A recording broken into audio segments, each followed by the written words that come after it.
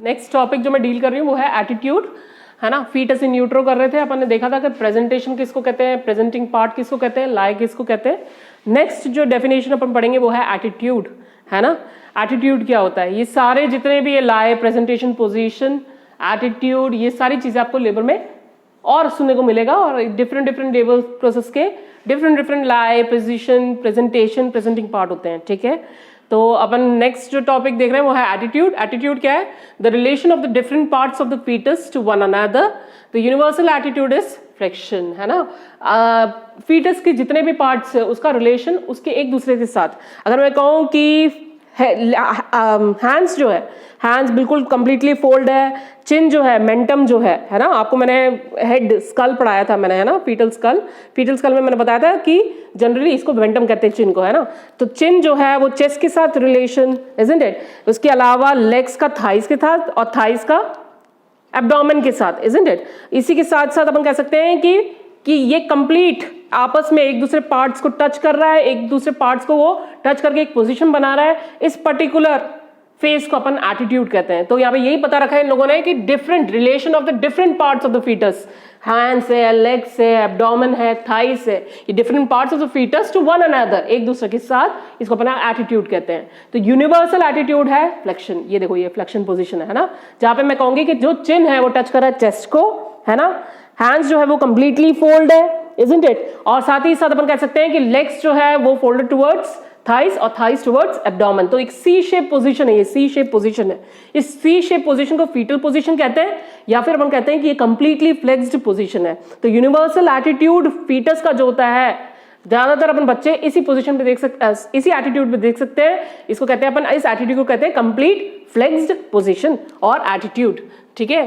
During later months the head, the trunk and the limbs of the fetus maintains the attitude of flexion on all the joints and forms an ovoid mass that correspond approximately to the shape of the uterine ovoid, isn't it? तो ये shape जो है, आप ये एक shape तो मैंने बताया तुम लोग को, सी शेप स्ट्रक्चर है ना। इसके अलावा आप देख सकते हो कि जो फीटस है वो फीटस जो है वो ओवल इन शेप है ना। इसका कह सकते हैं अपन एंटीरियर पोस्टीरियर डायमीटर जो है उसका लंबा है, वेरस ट्रांसवर्स डायमीटर जो है उसका कम है, isn't it? तो ये जो पोजीशन है इसको अपन ओवल शेप कहते हैं, और ये ओवल शेप जो है वो बिल्कुल corresponds to the shape of the uterus, जो कि अपन कह सकते हैं इन्हीं लेटर स्टेज में, ट्राइमेस्टर में, थर्ड ट्राइमेस्टर में शेप ऑफ यूट्रस जो है वो ओवियड होती है, और ओवियड से वो स्पेरिकल एंड फाइनली सिलेंड्रिकल, है ना। तो ये ओवियड शेप जो है, ये ओवियड शेप यूट्रस के शेप के साथ मैच खाता है। तो अपन कह सकते हैं कि फीटस अपने आप को अकोमोडेट कर रहा है ना, अपने एटीट्यूड को ऐसे चेंज कर रहा है कि वो करस्पॉन्ड करे एटीट्यूड किसके साथ, फीटस यूट्रस के साथ। Have you understood? तो अपन इसी तरीके से देख सकते हैं। फिर इसके अलावा क्या देखेंगे अपन, that is the characteristics flex attitude and the extension of the head में occur deflex vertex brow or face presentation according to the degree of extension and the legs become extended in breech, है ना। तो इन्होंने ये बताया है कि ये completely flex position है। अगर मैं कहूंगी कंप्लीट फ्लेक्शन से वो थोड़ा सा एक्सटेंड हुआ, तो अब अपन कह सकते हैं एटीट्यूड जो है वो कंप्लीटली फ्लेक्स ना होके पार्शियल एक्सटेंशन पे चला गया है। पार्शियल एक्सटेंशन पे प्रेजेंटिंग पार्ट जो होगा वो क्या हो जाएगा, ब्रो, है ना। और कंप्लीट एक्सटेंशन के हेड के पोजीशन में देखूंगी तो इस टाइम पे अब इसका प्रेजेंटिंग पार्ट या प्रेजेंटेशन क्या हो जाएगा, फेस, isn't it? तो एटीट्यूड के साथ साथ प्रेजेंटेशन एंड प्रेजेंटिंग पार्ट जो है वो चेंज होता है ना। कंप्लीट फ्लेक्शन में अपन कह सकते हैं प्रेजेंटिंग पार्ट जो है वो होगा वर्टेक्स, है ना। डिफ्लेक्स हुआ पार्शियल तो वो होगा ब्रो, और कंप्लीटली डिफ्लेक्स्ड हो गया तो वो, या फिर एक्सटेंडेड हो गया तो अपन कह सकते हैं उसको फेस। तो presenting part changes according to the attitude of the fetus.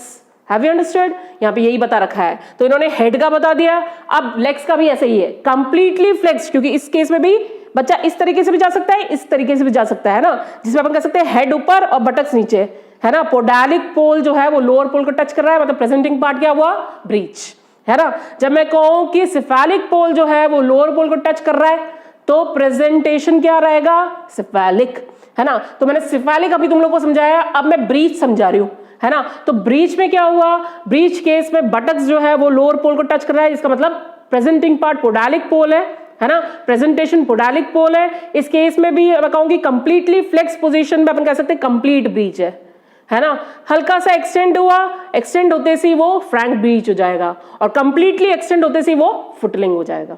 Have you understood? तो एक्सटेंशन और द एटीट्यूड पे डिपेंड करता है कि प्रेजेंटेशन और प्रेजेंटिंग पार्ट क्या रहेगा फीटस का। Have you understood?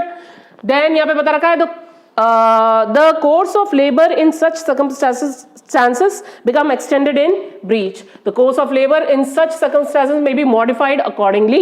है ना, लेबर अकॉर्डिंगली मॉडिफाइड हो सकता है कि डिपेंड करता है कि एटीट्यूड क्या है ना। इनिशियल स्टेज में कंप्लीटली फ्लेक्स्ड है, उसको अपने आप को हल्का सा एक्सटेंड करना पड़ेगा तभी तो वो पेल्विस के अंदर जा पाएगा, है ना, और कंप्लीट एक्सटेंशन पे लाना पड़ेगा अपने हेड को तभी तो वो एक्सपेल आउट हो पाएगा from the inlet to outlet. Have you understood?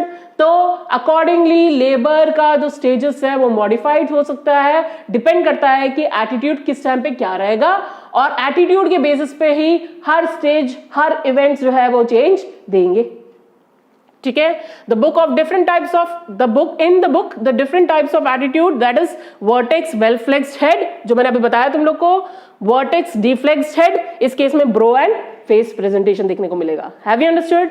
अब नेक्स्ट जो डेफिनेशन अपन पढ़ेंगे, तुम लोगों ने एटीट्यूड पढ़ लिया, नेक्स्ट डेफिनेशन जो पढ़ेंगे वो है डिनोमिनेटर, है ना। अब ये डिनोमिनेटर क्या होता है? It is a arbitrary bony fixed point on the presenting part which comes in relation to the various quadrants of the pelvis.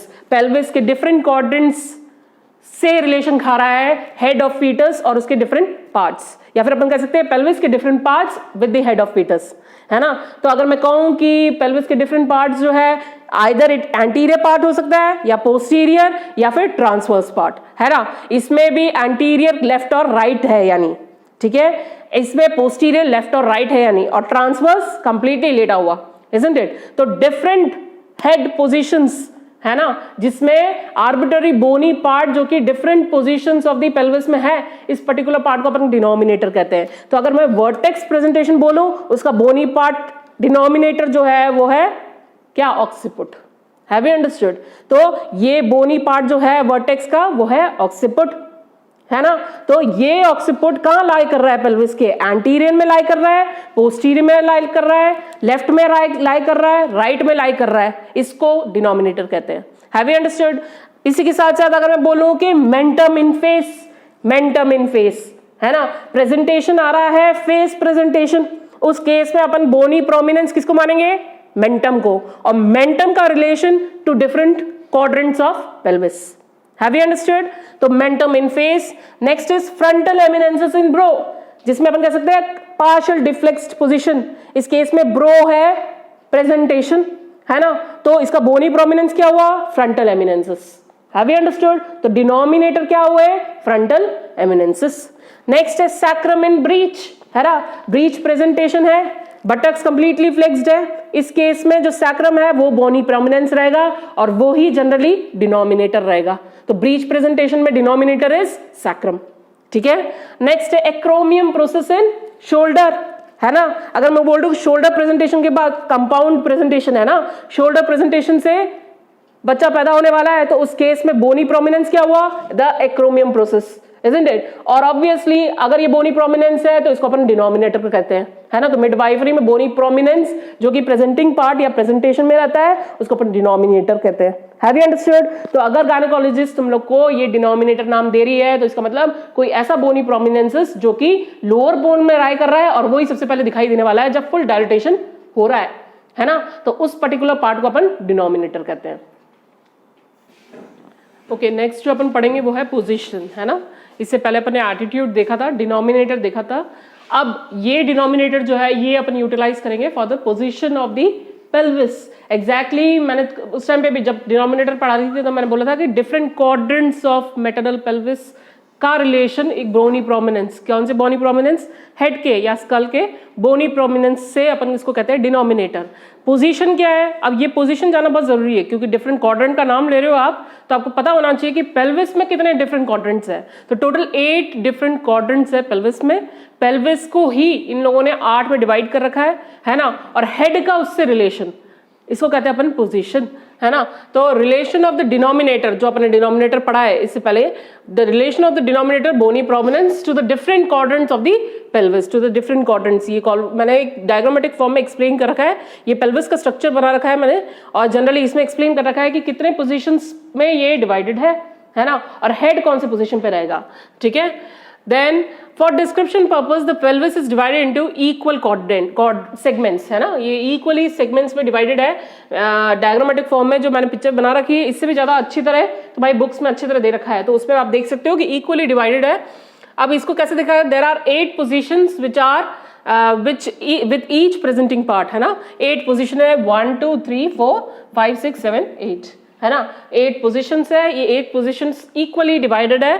Then कैसे डिवाइड कर रखा है इन लोगों ने, 4 सेगमेंट्स बता रखे हैं। ये पोस्टीरियर सेगमेंट बता रखा है, ये एंटीरियर, ये राइट और वो लेफ्ट, है ना। तो यहाँ पे ये लिख रखा है इन लोगों ने कि एंटीरियर, पोस्टीरियर, राइट और left position is referred in relation to the different maternal pelvis with the mother in erect position. Mother सीधी खड़ी है तो इन लोगों ने 4 पोजीशंस बता रखे हैं, posterior, anterior, right and left, ठीक है।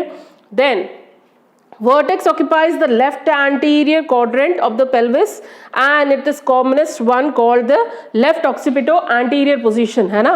जब vertex left position पे है ना, यूं है बच्चा, बिल्कुल यूं लेटा हुआ है, ये सी शेप पोजीशन है बच्चे का और यूं है बच्चा, तो इस केस में जो डिनोमिनेटर है वो पेल्विस के लेफ्ट साइड में है और साथ ही साथ वो अगर कंप्लीटली फ्लेक्स्ड है तो वो एंटीरियरली झुका हुआ है ना। डिनोमिनेटर वर्टेक्स है सिफालिक प्रेजेंटेशन में जब वो कंप्लीटली फ्लेक्स्ड एटीट्यूड में है ना।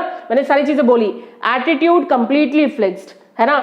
डिनोमिनेटर जब कंप्लीटली फ्लेक्स्ड हेड है उसमें डिनोमिनेटर वर्टेक्स होता है, और जब वर्टेक्स जो है वो कंप्लीटली फ्लेक्स्ड है तो वो किसकी तरफ झुका हुआ है, एंटीरियरली ज्यादा झुका हुआ है, isn't it? और बच्चा जो है वो लेफ्ट साइड में है, मैटरनल पेल्विस के लेफ्ट साइड में है, isn't it? तो लेफ्ट साइड में, तो इस केस में पोजीशन क्या होगी, लेफ्ट ऑक्सीपिटो एंटीरियर। तो यहाँ पे LOA लिखा है, तो left occipito anterior left side में है, ऑक्सीपिट आगे है और वो भी एंटीरियरली प्लेस्ड है, तो इस पोजीशन को अपन कहते हैं लेफ्ट ऑक्सीपिटो एंटीरियर, ठीक है। ये सबसे कॉमनेस्ट और फर्स्ट पोजीशन है। अपन कह सकते हैं कि सबसे ज्यादा अगर बच्चे देखने को मिलेंगे अपन पोजीशन पे, तो वो कौन सी पोजीशन पे होगी, लेफ्ट ऑक्सीपिटो एंटीरियर में, ठीक है।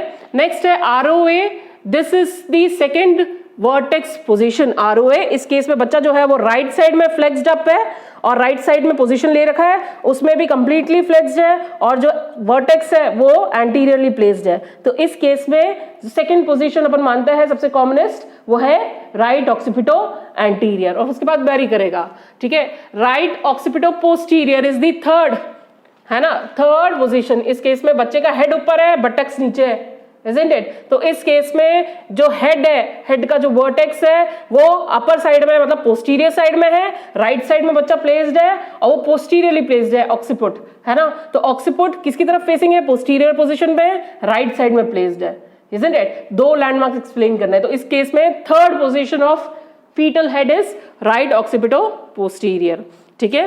Right occipito posterior and left occipito posterior will be the fourth, इस केस पे ऐसा रहेगा। Have you understood? तो ये सारे पोजीशंस हैं जो कि एक्सप्लेन कर रखे हैं इन लोगों ने।